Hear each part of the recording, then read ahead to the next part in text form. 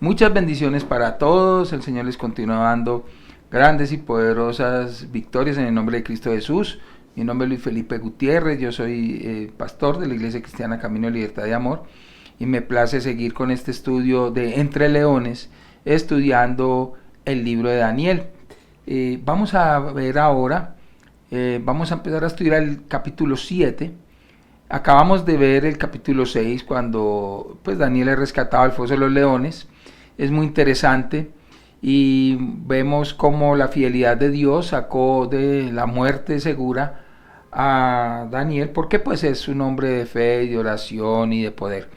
Hay algo muy especial con respecto a los capítulos del 1 al 6 del libro de Daniel, porque son históricos aunque tienen profecía, y el capítulo 7 al 12 son proféticos, pero tienen también mucha historia. Recordemos algo, que en la Biblia no es tan cronológica, pero sí es lógica, y esto ya se los voy a explicar. Otro aspecto muy importante es la forma en que fue escrito del capítulo 7 al 12 del libro de Daniel, porque tiene que ver mucho también, muy parecido a la escritura de Apocalipsis, pero recordemos que Apocalipsis fue escrito precisamente en un código o códice que se llamaba apocalíptico, aunque Apocalipsis es revelación. Entonces, ¿qué sucede allí? Se dan algunas pautas o algunas señales de ciertas cosas que iban a pasar o que estaban pasando con ciertas naciones, pero no se podían nombrar como tal porque por las amenazas que tenían. Entonces se escribió en un tipo de código. Por eso es que en el caso de Apocalipsis han habido infinidad de interpretaciones. No podemos decir cuál sea la más precisa y la más segura. Esto sucede también con el libro de Daniel. No podemos decir exactamente cuál es la más precisa, cuál es la más segura, pero vamos a tratar en lo posible y esto lo estamos haciendo, de conglomerar todos los aspectos de historiadores muy antiguos que han interpretado estos libros hasta los modernos y que han coincidido cuál es lo mejor.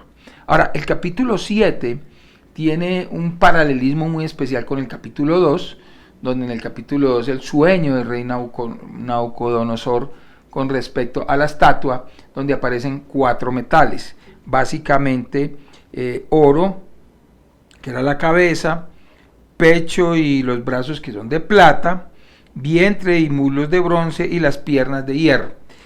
¿Qué tiene que ver esto? En el capítulo 7 nosotros vamos a ver una visión muy especial. Recordemos algo, el sueño que tuvo Nabucodonosor en el capítulo 2 fue un sueño que Dios le dio a un gentil, y una visión, pero la visión que Dios le da en el capítulo 7 a Daniel es a un judío. Entonces aquí hay un paralelismo muy especial, porque aquí empieza una parte muy profética, y esa parte tan profética es la que llega hasta el tiempo del día de hoy.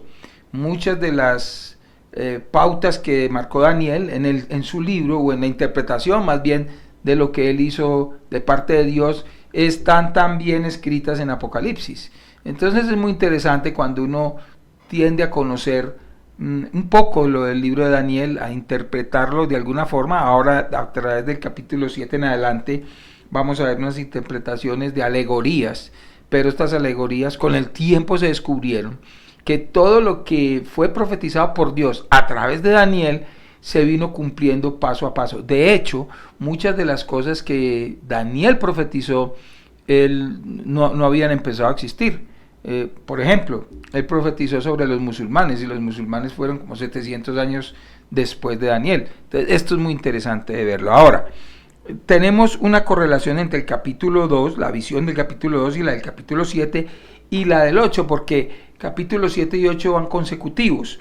Y es que la cabeza de oro tiene que ver con la primera bestia del capítulo 7, la cabeza de oro del capítulo 2, que tiene que ver con la visión del león, el león con alas que fueron arrancadas, ahorita lo vamos a estudiar.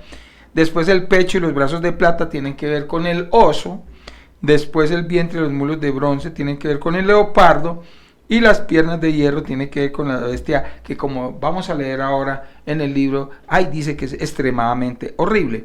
tiene que ver también la parte del pecho y los brazos de plata, con algo que vamos a ver posteriormente, con el carnero que aparece en el capítulo 8, y el vientre de los muslos de bronce, con el macho cabrío que aparece también en el capítulo 8. Pero hay algo que es muy clave de entender, es que cuando se está hablando de la cabeza de oro, o sea, del león, se está hablando del reinado de Babilonia, en una parte, y también cuando se habla del pecho y brazos de plata, que se habla del oso y posteriormente del cordero en capítulo 8, se está hablando por eso es que aparece ahí con dos cabezas, me les adelanto un poquito, porque son los medopersas, y que fue los que invadieron posteriormente, pero viene el vientre de muslo y de bronce, que es el macho cabrío, que básicamente es Grecia, y finalmente las piernas de hierro, que tiene que ver con Roma, porque vamos a ver algo muy interesante sobre Roma, que está aquí consignado en este libro de Daniel, y que entonces nos abre un panorama muy especial sobre la vida del cristiano antes del Nuevo Testamento. Entonces, hay algo que, como les decía yo ahorita, muy especial con respecto a la cronología del libro de Daniel, y hay algo que es muy especial porque el capítulo 7 es una mirada retrospectiva entre los años 553 a 555 antes de Cristo, 14 años antes del banquete que está en el capítulo 5 del 1 al 3, que es el banquete de Belsasar, cuando ya lo estudiamos, cuando Belsasar pide los utensilios de oro y los profana, y que prácticamente fue su fin. Entonces los capítulos 7 y 8 ocurren después del capítulo 4, pero antes del capítulo 5. Entonces esto es lo que vamos a mirar ahora un poquito más a fondo, y hay una cosa muy especial con respecto al capítulo 7, porque es un sueño de Nabucodonosor. Ese sueño apunta finalmente a que en esta interpretación de las cuatro bestias que aparecen allí, él apunta a algo que como un profeta, digamos así, en ese momento, él estaba viendo el final de la era, y pues él trata de interpretarlo a su modo, como Dios le dice, pero lo que está básicamente diciendo es que está profetizando la primera venida de nuestro amado Señor Jesucristo. Entonces vamos a dividir este capítulo 7 en varios puntos, que son básicamente 5. Entonces dice la historia, primer punto, la historia o profecía; la segunda, la relación y el preámbulo; la tercera, los primeros elementos que aparecen; y la cuarta son las cuatro bestias, que es el león, el oso, el leopardo y la bestia. Y pues el punto quinto, que es muy importante, que es el reino eterno. Esta es la primera parte del capítulo 7, debido a que es un poco extenso, y la idea no es correr, la idea es entender. Entonces, con el cierre del capítulo 6, pues salimos de lo que se puede llamar propiamente la sección histórica del libro de Daniel, muy importante a propósito, porque si nosotros no conocemos esa historia de la deportación del pueblo de Israel hacia Babilonia, de la forma en que lo recibe Nabucodonosor, en la forma en que educa a los muchachos por medio de unos eunucos para que fueran como sus sabios, rompiendo todo esquema, porque él pudo haber entrenado a los mismos de él, pero él veía una sabiduría especial en esos jóvenes, como la vemos en la sabiduría especial en todos los jóvenes que se entregan a Jesucristo. Tienen un nivel, y perdóneme que se lo diga así como tan claramente, pero los jóvenes que se entregan, y todo el que se entrega a Dios por medio de Jesucristo, pues adquiere un nivel superior. Pero si es joven, pues tiene una ventaja todavía mucho más grande, porque, como diríamos coloquialmente, coge el sartén por el mango. Entonces ya la vida no lo va a dominar a él, sino que él es dominante de la vida, porque eso lo vemos en Daniel. Daniel fue un joven cuando llegó allí a Babilonia. Entonces vemos algo que es muy especial, y es que por supuesto que en la sección histórica hubo algo de profecía, y en la sección profética pues claro que va a haber algo de historia. Entonces todavía está escrito este capítulo 7 en arameo, y por lo tanto tiene una orientación algo gentil, y representa una transición o como dirían por ahí, un sombreado de la inclinación gentil, hasta que llegamos al capítulo 8, porque el capítulo 8 es muy especial, porque el capítulo 8 fue escrito en hebreo para que esa interpretación llegara al pueblo, para que todos estos mensajes proféticos no se quedaran en Babilonia, porque recordemos que Babilonia es una nación gentil, sino que llegara a una nación judía, donde está la promesa de la venida del reino de los cielos. Entonces dice, aquí cambia en hebreo en el capítulo 8, y con él una orientación predominante hebrea, y es la sabiduría de Dios de anticipar a los suyos acerca del Mesías. Entonces, lo escrito en hebreo para el propio pueblo de Israel, para que entendiera y pues que no tenga excusa. Y esto hoy se ha vivido mucho y se ha vivido muy especial, porque el hebreo antiguo y el nuevo, bueno, que se han venido mezclando, pero sobre todo en el antiguo las interpretaciones son muy profundas. Entonces, el paralelo del capítulo 2 y el capítulo 7 es que la visión de la estatua que consta de los 4 metales, esta visión la recibe un gentil, ya se los había comentado, que es Nabucodonosor. En este capítulo tenemos una visión paralela dada a un judío, que es Daniel. Ahora, el simbolismo es diferente. Aquí vemos 4 bestias y por lo tanto la sucesión de 4 metales de la estatua presentados en el orden desde la cabeza hasta los pies, que son paralelos a las 4 bestias diferentes a medida que van apareciendo una y siguiente a la otra, porque no aparecen igual, y así generalmente podemos trazar una línea de conexión entre un metal y una bestia y un imperio o reino con un gentil en particular, un reino gentil en particular. Entonces nos damos cuenta que así como en la estatua primero estaba pues la parte que era el oro, el bronce, perdón, la plata, después el bronce y después el hierro, viene una sucesión, igual en las 4 bestias, pues viene una sucesión muy particular, y hay algo que es definitivamente muy importante, es que la visión de Daniel de las 4 bestias en el capítulo 7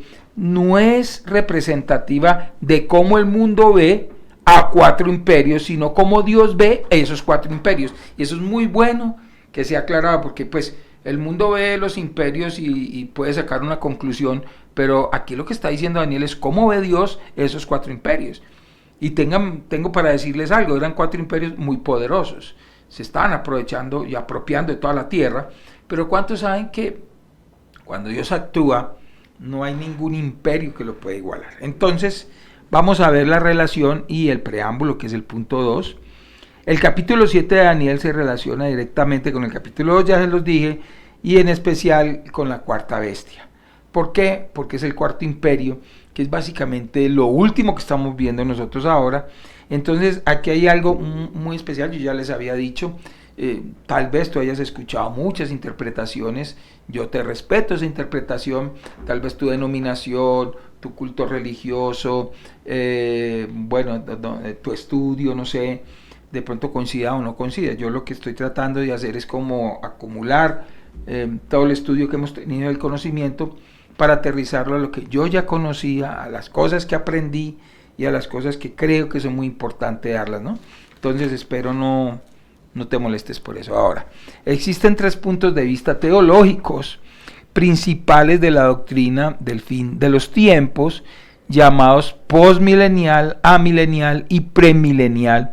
Y yo sí les pido un favor, esto no se, perdón, esto no puede confundirse con el pre-rapto, el rapto y el post-rapto, aunque tiene algo que ver, pero no se pueden unir, porque son visiones un poquito diferentes, pero de alguna forma en este estudio pues vamos a tratar estas doctrinas, pero pues debemos estar al tanto que según la forma en que uno ve o interpreta el capítulo 7 de Daniel, está envuelto en una de estas 3 doctrinas del fin de los tiempos.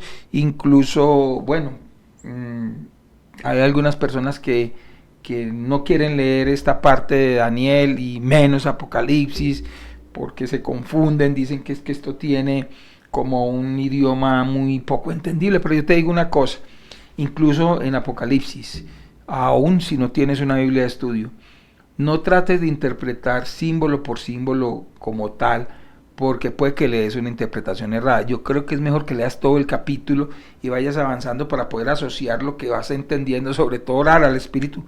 Pero pues ya hay muchas ayudas con respecto a esto.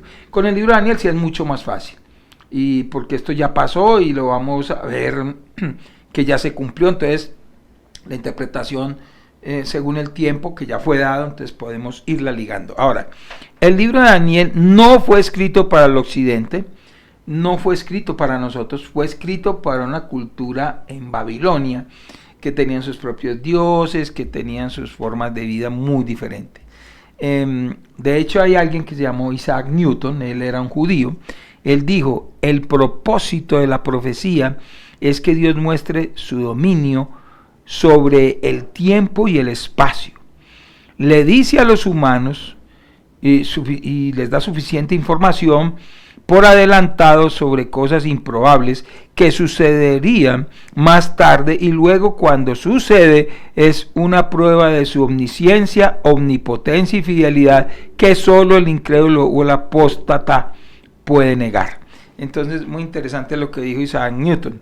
Ahora vamos a ver, entonces vamos a entrar en forma y vamos a ver los tres primeros elementos que conforman el libro de Daniel, porque la primera parte, el capítulo 7 del 1 al 3, básicamente pues es como todavía toca una parte histórica. Vamos a leer Daniel 7, versículo del 1 al 3, dice: en el primer año de Belsasar, rey de Babilonia, tuvo Daniel un sueño y visiones de su cabeza mientras estaba en su lecho.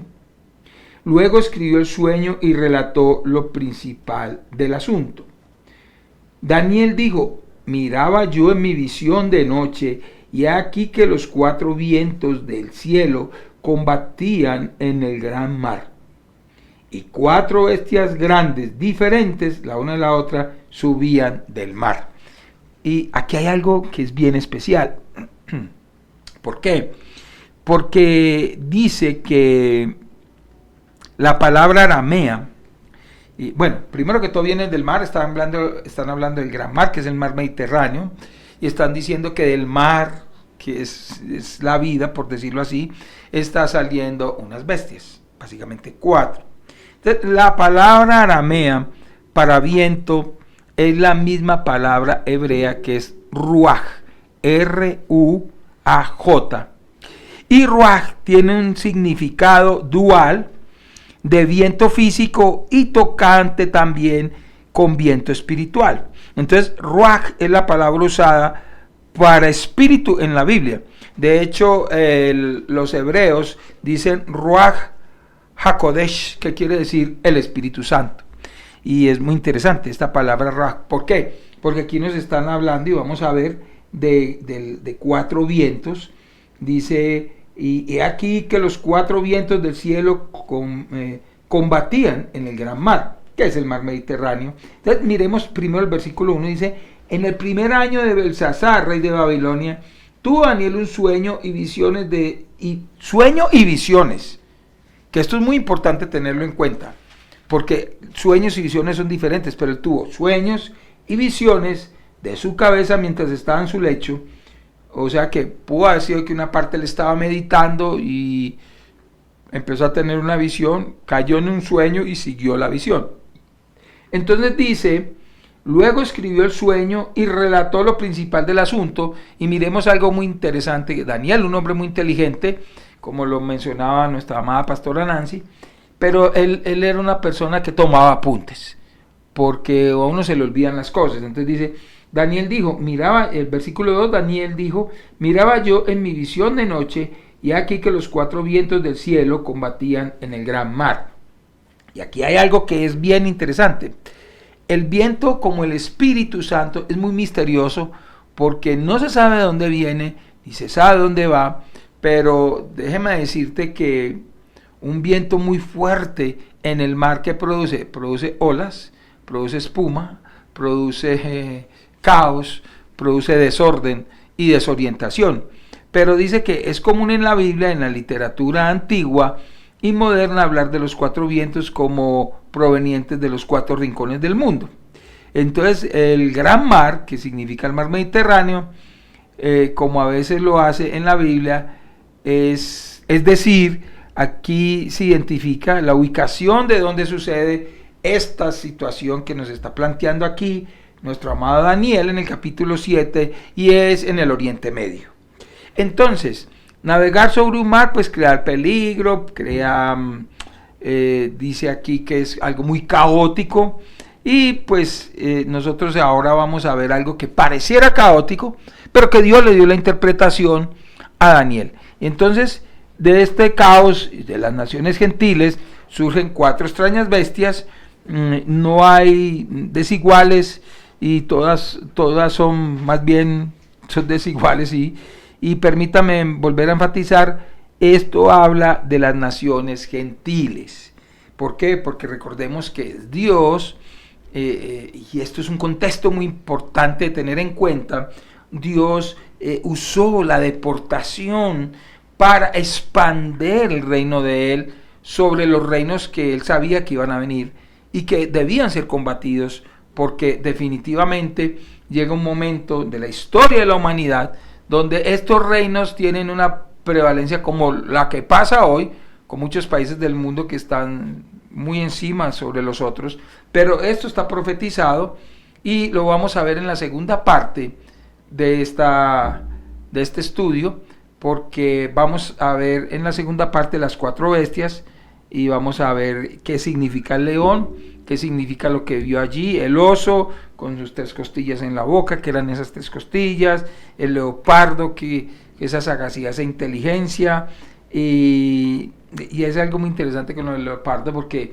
tiene que ver mucho con el tiempo de silencio que hubo entre Malaquías y Mateo. Entonces ahí vamos a estudiar un poco más, y bueno, y la bestia extremadamente horrible, que básicamente es lo que va a pasar en la gran tribulación con la segunda venida de nuestro amado Señor Jesucristo. Entonces espero que este preámbulo pues los llene de motivación, y vamos a verlo más a profundidad cuando ya miremos esto de donde aparece inclusive en el sueño, que le aparece Dios directamente a Daniel y le dicta unas cosas, y es muy interesante. Entonces por favor compartan, los bendigo en el nombre de Jesús. Nos vemos pronto. Chao.